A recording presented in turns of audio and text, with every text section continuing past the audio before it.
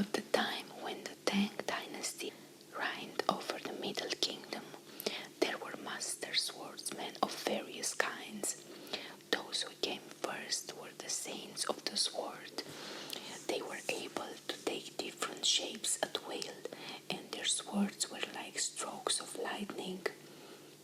Yet these master swordsmen were men of lofty mind and did not lightly mingle in the quarrels of the world.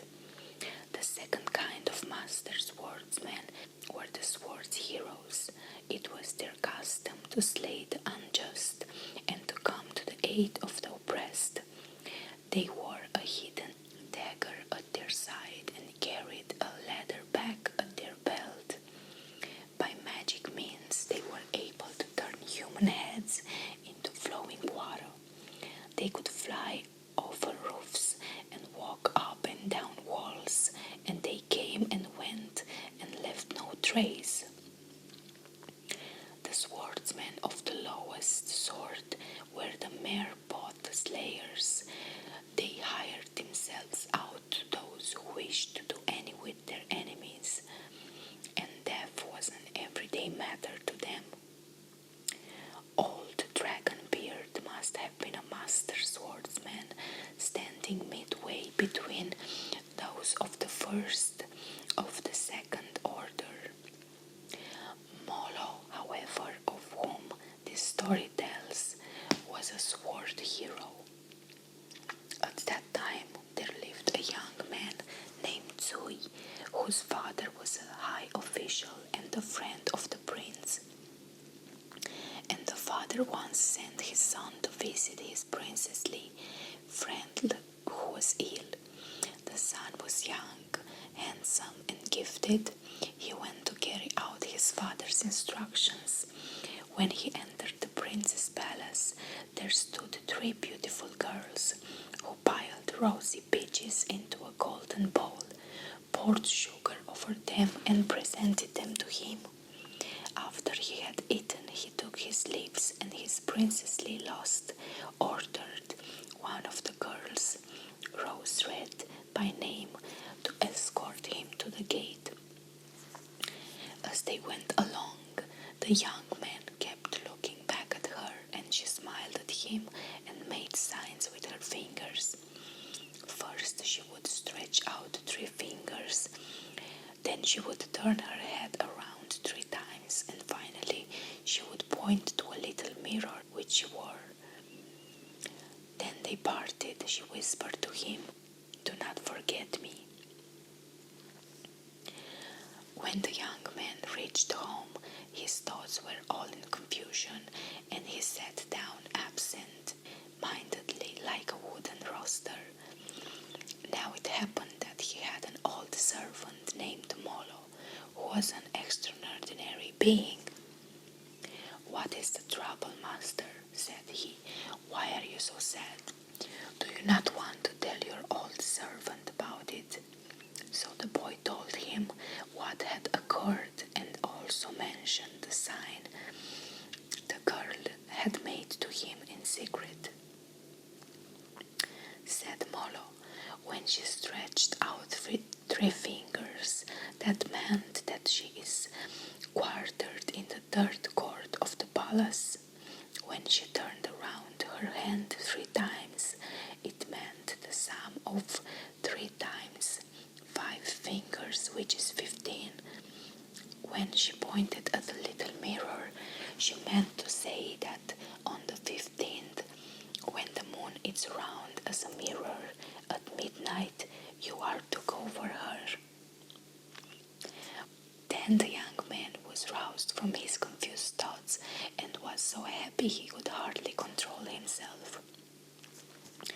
But soon he grew sad again and said, "The princess's palace is shut off as though by the ocean. How would it be possible to win to it?" "Nothing easier," said Molo. "On the 15th we will take 2 pieces of dark silk and wrap ourselves up in them, and thus I will carry you there. Yet there is a wild dog on guard at the girl's court who who is strong as a tiger and watchful as a dog. No one can pass by him, so he must be set free. When the appointed day had come, the servant said, "There is no one else in the world who can free this dog but myself." Full of joy, the youth gave him meat and wine, and the old man took a chain, hammer, and disappeared with it. And after no more time had elapsed than it takes to eat a meal, he was back again and said, "The dog is gone, and there is nothing further to hinder us." At midnight they wrapped themselves in dark silk, and the old man carried the youth over the tenfold walls which surrounded the palace. They reached the third gateway, and the gate stood ajar. Then they saw the glow of a little lamp and heard Rose-Red sighing deeply. The entire court was silent and deserted. The youth raised the curtain and stepped into the room. Long and searchingly Rose-Red looked at him, then seized his hand. "I knew that you were intelligent and would understand my sign language, but what magic power have you at your disposal that you were able to get here?" The youth told her in detail how Molo had helped him.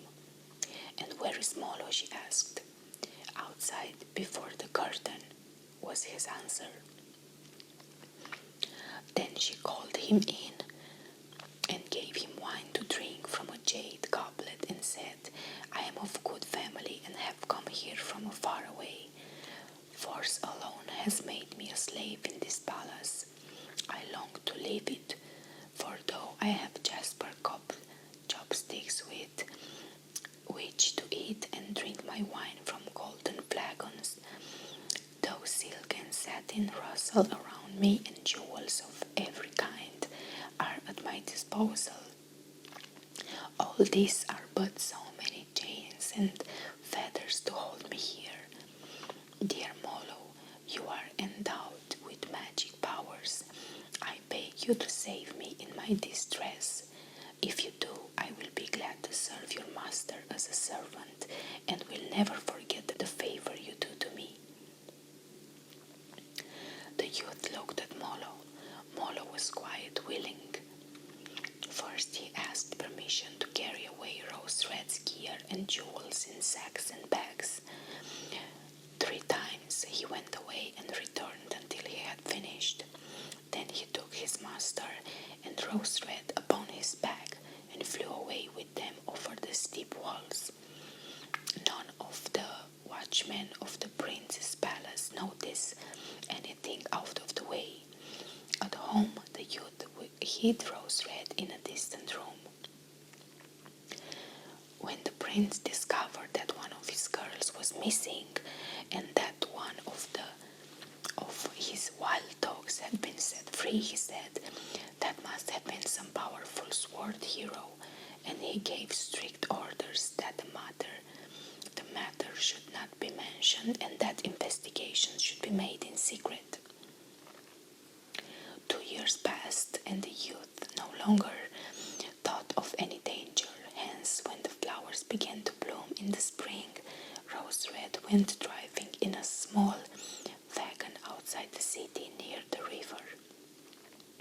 And there one of the prince's servants saw her and informed his master. The latter sent for the youth, who, since he could not conceal the matter, told him the whole story exactly as it happened. Said the prince, "The whole blame rests on Rose-Red. I do not reproach you. Yet since she is now your wife, I will let the whole matter rest, but Molo will have to suffer for it." So he ordered 100 armored soldiers with bows and swords to surround the house of the youth and under all circumstances to take Molo captive. But Molo drew his dagger and flew up the high wall. Thence he looked about him like a hawk. The arrows flew as thick as rain, but not one hit him.